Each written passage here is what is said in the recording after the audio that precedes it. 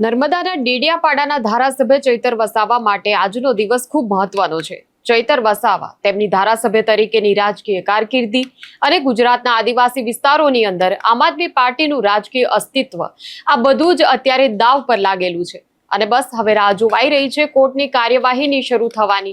શું થઈ શકે છે આજની કોર્ટની કાર્યવાહીમાં અને ચૈતર વસાવાની ગેરહાજરીમાં કઈ રીતે મનસુખ વસાવા દ્વારા એક નવો વિવાદ ઉભો કરીને નર્મદાનું રાજકારણ ગરમાયું છે તેના વિશેની વાત કરીશું આ વિડીયોમાં। નમસ્કાર, નિર્ભય ન્યૂઝમાં આપની સાથે હું મયુરી। 22 જુલાઈની તારીખ પડી હતી। આજે 22 જુલાઈ છે। આજે એ નક્કી થવાનું છે કે આમ આદમી પાર્ટીના ડેડિયાપાડાના ધારાસભ્ય ચૈતર વસાવાની સાથે તેમના જે ધર્મપત્ની શકુંતલા વસાવા અને અન્ય જે આરોપીઓ જેલમાં છે તેમને જામીન મળી શકશે કે નહીં। જો તેમને આજે જામીન મળી જાય છે તો એના પછી ચૈતર વસાવા પોતાના માટે જામીન અરજી દાખલ કરાવડાવશે। એટલે આજની કાર્યવાહી પર સમગ્ર આદિવાસી સમાજની નજર રહેશે કે આખરે ચુકાદો શું આવે છે।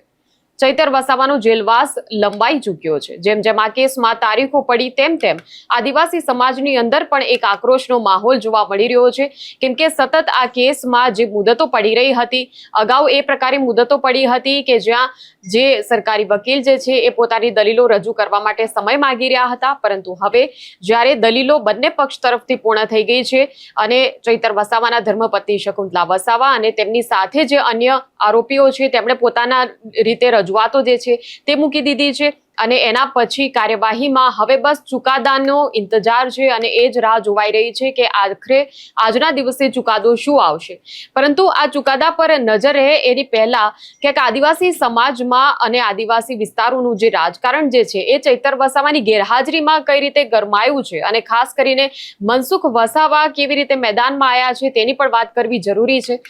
ભરૂચથી ભારતીય જનતા પાર્ટીના સાંસદ મનસુખ વસાવા અને ખુલ્લેઆમ પડકાર તેમણે ફેંક્યો ચૈતર વસાવાને। કહ્યું છે કે ચૈતર વસાવાની સાથે ડિબેટ કરવા હું તૈયાર છું, એટલા માટે કેમ કે આખરે જે મુદ્દો કે જેની અત્યારે ચર્ચા થઈ રહી છે ગુજરાતભરમાં એ ચૈતર વસાવાના જેલવાસની જે આખરે આ ઘટના બની હતી એ ઘટના એ પ્રકારની હતી કે જ્યાં આદિવાસી લોકો કે જે જંગલી જમીન પર ખેડાણ કરવા માંગતા હતા એ લોકો માટે તેમણે એ સમય લડત નહોતી આપી, પરંતુ એ જમીન તો તેમના પરિવારજનોની હતી અને એના માટે તેઓ લડ્યા હતા અને તેના પરિણામે અત્યારે જેલવાસ ભોગવી રહ્યા છે। હવે જ્યારે મનસુખ વસાવા આવા પ્રકારના શબ્દોનો ઉપયોગ કરે છે અને જ્યારે આ પ્રકારનો આક્ષેપ તેઓ કરે છે તો સ્વાભાવિક છે કે આદિવાસી સમાજ આને કઈ રીતે લેશે। આદિવાસી સમાજ જે છે તેની અંદર પહેલેથી કેમ કે તેમના નેતા કે જે તેમના હક માટે એક રીતે મક્કમતાથી જે આક્રમક રીતે લડાઈ લડતા હતા એવા નેતા જેલની અંદર બંધ છે અને તેમની ગેરહાજરીમાં હવે ભારતીય જનતા પાર્ટીના નેતા ભલે તે સાંસદ પદ ઉપર છે પરંતુ તેમ છતાં જો તેમના લોકપ્રિય નેતા માટે આવા શબ્દોનો ઉપયોગ કરે, સ્વાભાવિક છે કે આદિવાસી સમાજના લોકોમાં પણ ક્યાંક એવી લાગણી છે રોષની। અને હવે જ્યારે આદિવાસીઓના હક માટે ચૈતર વસાવા લડ્યા જે છે એના માટે આદિવાસી સમાજ એક શક્તિ પ્રદર્શન કરવાના મૂડમાં છે અને એ બધાના માટે તૈયારીઓ પણ નર્મદાની અંદર ચાલી રહી છે। ડેડિયાપાડાની અંદર એક વિશાળ શક્તિ પ્રદર્શનનો એક કાર્યક્રમ છે કે જ્યાં આદિવાસી સમાજના લોકો માટે એક સહી ઝુંબેશનું કાર્યક્રમ આમ આદમી પાર્ટીના લોકો દ્વારા કરવામાં આવ્યો છે, નેતાઓ દ્વારા, અને એ સહી ઝુંબેશની અંદર આદિવાસી સમાજના લગભગ લાખ લોકો અત્યારે સહી કરી ચૂક્યા છે એવો દાવો નિરંજન વસાવા જે છે તે કહી રહ્યા છે।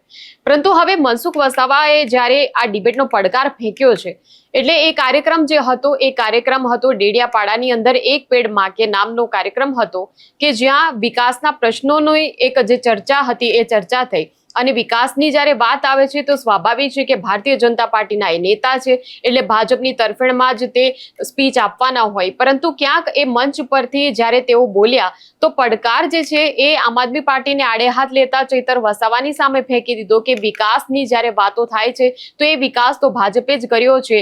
ચૈતર વસાવાએ કોઈ આદિવાસી વિસ્તારોમાં વિકાસ કર્યો નથી, કોઈ વિકાસના કામો કર્યા નથી।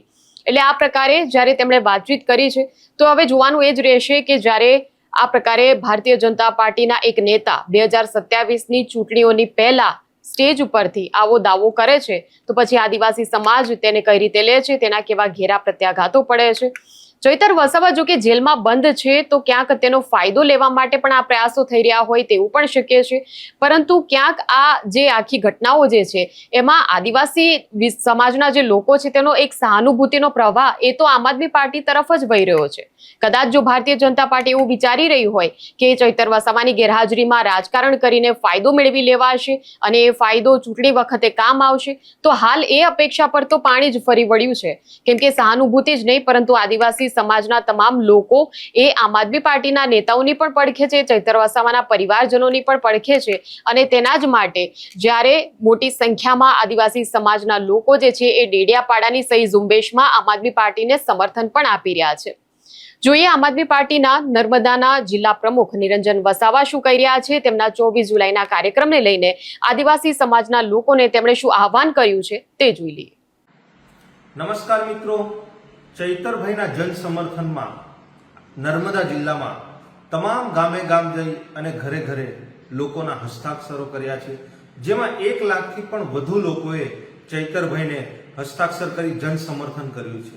ચૈતરભાઈ નિર્દોષ છે અને એમને ખોટા કેસમાં ફસાવવાનું આ ષડયંત્ર કરવામાં આવ્યું છે, જેના ભાગરૂપે તારીખ 24/7/2026 અને શુક્રવારના રોજ સવારે 11 કલાકે આપણે નંદભીલ રાજાની પ્રતિમાથી કલેક્ટર ઓફિસ સુધી આવેદનપત્ર આપવા જવાનું છે, જેમાં રાષ્ટ્રપતિ, રાજ્યપાલ અને મુખ્યમંત્રી સાહેબશ્રીને સંબોધીને આ તમામ હસ્તાક્ષર અને આવેદનપત્ર આપણે આપવા જવાનું છે. તો આપ સૌ મિત્રો ખૂબ મોટી સંખ્યામાં અહીંયા રાજપીપળા ખાતે પધારો એવું તમામ ભાઈઓ બહેનો, યુવા સાથી મિત્રો, વડીલશ્રીઓ, આગેવાનશ્રીઓને અમારું ભાવભર્યું આમંત્રણ છે. નિરંજનભાઈ વસાવા, આમ આદમી પાર્ટી, નર્મદા જિલ્લા પ્રમુખ. આ સમગ્ર મુદ્દાને લઈને તમારું શું કહેવું છે તે કમેન્ટ સેક્શનમાં અમને જણાવશો. આ પ્રકારના વિડીયો માટે આપ જોતા રહો નિર્ભય ન્યૂઝ. અમારી ચેનલને લાઇક, શેર અને સબસ્ક્રાઇબ કરવાનું ભૂલશો નહીં. નમસ્કાર.